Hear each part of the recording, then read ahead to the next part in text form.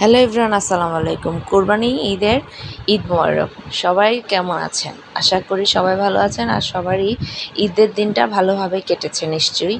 আমার এবারের ঈদটা একটু অন্যরকম কেটেছে, কারণ বিয়ের পর থেকে সবসময় শাশুড়ির সংসারেই আমার ঈদ করা হয়েছে। এই প্রথমবার যে আমি যাইনি, মানে উত্তরাতেই আছি। বাচ্চার বাবা অবশ্যই কোরবানি দিতে চলে গিয়েছে, সে নারায়ণগঞ্জে কোরবানি দিচ্ছে। রাতের বেলা কোরবানি দেওয়া শেষ হলে রাতে চলে আসবে। আর আমি সকালে উঠেই সেমাই রান্না করলাম, কারণ প্রথমবার যেহেতু নিজের সংসারে ঈদ করছি কাউকে ছাড়াই, তো সেমাই তো একটু রান্না করাই লাগে বাচ্চাদের জন্য। যে বাচ্চারা যেহেতু আমার ঘরে আছে, বাচ্চারা ঘুম থেকে উঠেই সেমাই খাবে। তো আমি একটু তেল দিয়ে নিচ্ছি, কারণ শ্যাম্পু করার 2 ঘন্টা আগে মাথায় তেল দিয়ে নিই। তেল দিলে চুলটা অনেক ভালো থাকে। আর যেহেতু ঈদের দিন চুলটা একটু স্পেশাল তো রাখতেই হয়। আমার তো স্পেশাল বলতে এটুকুই, আমি মাথায় তেল দিয়ে আর শ্যাম্পু করি। এছাড়া চুলের আর কোনো যত্ন নেওয়া হয় না, চুলে বাড়তি কিছু দেওয়া হয় না। যাই হোক, মাথায় তেল দিচ্ছি, 2 ঘন্টা পরে গোসল করব কোরবানি। আর যেহেতু আমি রোজা ছিলাম, কোরবানি দেওয়ার পরই ভাবতেছি খাবো। যেহেতু কোরবানির মাংসটা খেতে পারবো না, তবে খাবার খাবো কোরবানি দেওয়ার পর, সে অপেক্ষাই করছি। এদিকে আমার মাথায় তেল দেওয়া শেষ।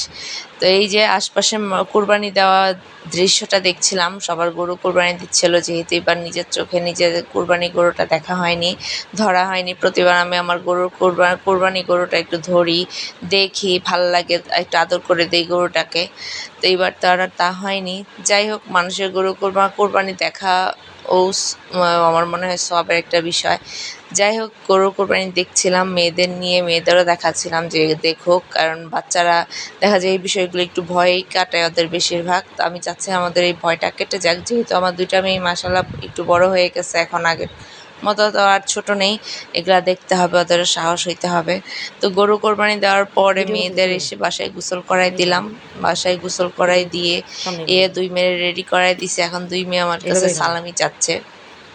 আর তাদের মেহেদি দেখেন সুন্দর কালার হয়েছে। রাতে মেহেদি দিয়ে দিছি। এরপরে দুপুরবেলা আপার বাসায়, মানে সরি দুপুরবেলা না, এটা রাতে।